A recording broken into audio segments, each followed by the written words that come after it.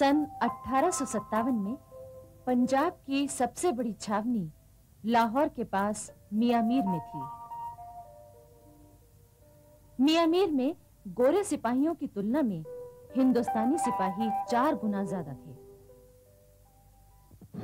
अंग्रेजों के खिलाफ क्रांति के प्रचारकों ने क्रांति की चिंगारियां पेशावर, लाहौर, अमृतसर, जालंधर, फिल्लौर, फिरोजपुर आदि सभी स्थानों में पहुंचा दी थी।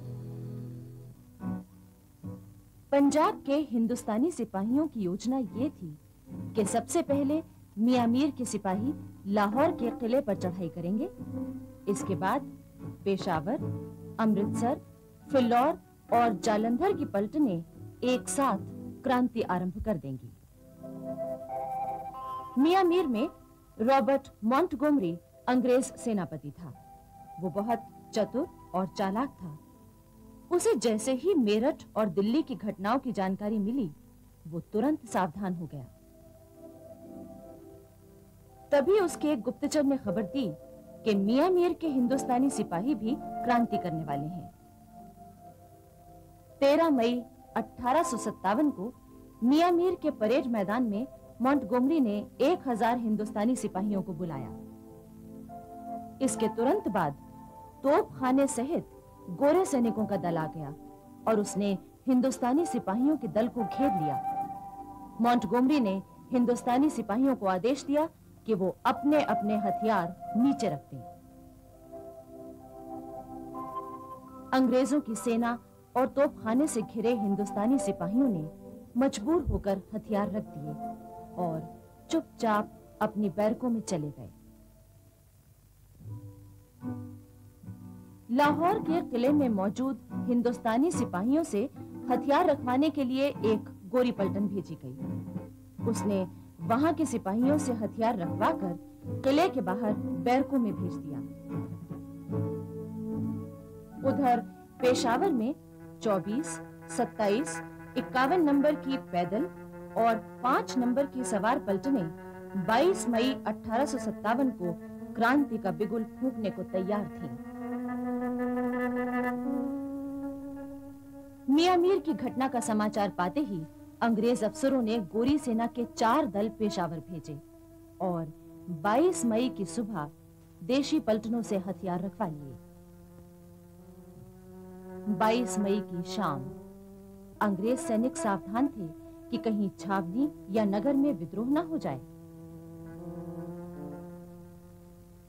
किंतु उसी रात कुछ निहत्थे हिंदुस्तानी सिपाही नगर की ओर जा रहे थे। उन्हें अंग्रेज सिपाहियों ने पकड़ लिया।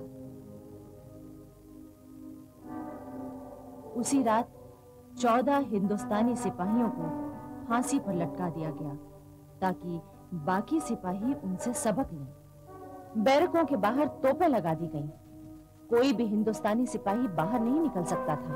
जिसने हिम्मत की उसे तोप के मुंह से बांधकर उड़ा दिया गया। पेशावर के पास होती मैदान में 55 नंबर पैदल पलटन थी। इसके सेनापति कर्नल स्पैटिश वुड को भरोसा था कि उसकी पलटन विद्रोह नहीं करेगी, किंतु पंजाब के अंग्रेज अफसरों ने उन पर दबाव डाला कि पलटन से हथियार रखवा लिए जाएं। इस पर दुखी होकर कर्नल स्पैटिश वुड ने आत्महत्या कर ली। होती मर्दान की 55 नंबर पैदल पलटन से हथियार रखवाने के लिए पेशावर से अंग्रेजों की सेना आई। 55 नंबर पैदल पलटन किले से भाग निकली। अंग्रेजों की सेना भारी संख्या में थी। उन्होंने कोई 150 हिंदुस्तानी सिपाहियों को मार डाला। जो हिंदुस्तानी सिपाही पकड़े गए उन्हें बाद में तोपों के मुंह से बांधकर उड़ा दिया गया। इस हृदय विदारक दृश्य का वर्णन अंग्रेज इतिहासकार जॉर्ज विकर्स ने किया है। एक चौरस मैदान के 3 ओर फौज खड़ी थी और चौथी ओर 10 तोपें थीं। पहले 10 हिंदुस्तानी सिपाहियों को लाकर तोपों के मुंह से बांधा गया और फिर तोपखाने के अफसर ने अपनी तलवार हिलाई।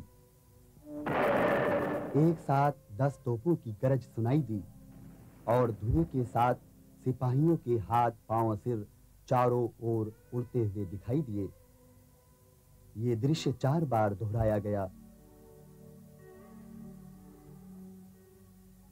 फिरोजपुर में कंपनी सरकार के गोला बारूद के बहुत बड़े भंडार की रखवाली हिंदुस्तानी सिपाही करते थे। उन सिपाहियों के इरादे जानने के लिए अंग्रेजों ने उन्हें परेड पर बुलाया।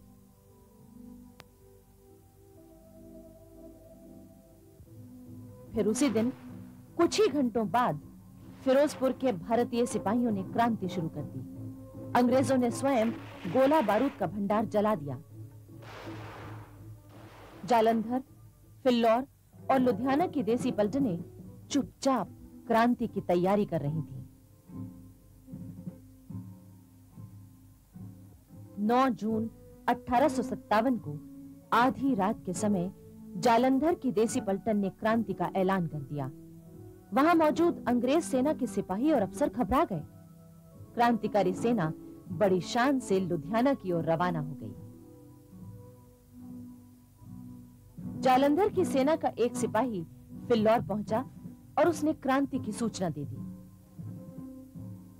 और वो आकर जालंधर की क्रांतिकारी सेना से मिल गई। अब दोनों सेनाएं लुधियाना की ओर बढ़ीं। लुधियाना के अंग्रेज अफसरों ने सतलज पर बना कश्तियों का पुल तोड़ दिया।